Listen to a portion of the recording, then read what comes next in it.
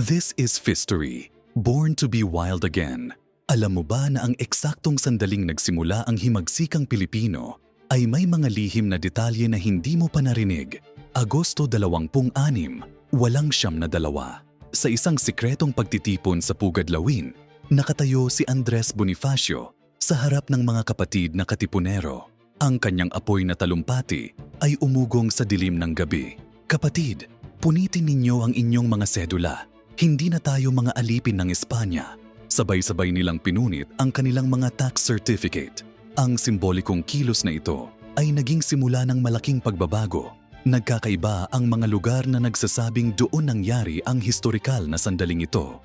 Pugad Lawin, Balintawak o Kangkong. Pero ang pinakamahalagang tanong, paano naging nationwide revolution ang isang lokal na protesta?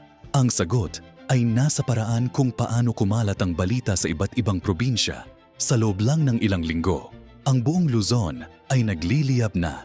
Ang isang gabi sa Pugad Lawin ay naging sindi ng kalayaang Pilipino. This is Fistory, Born to be Wild Again.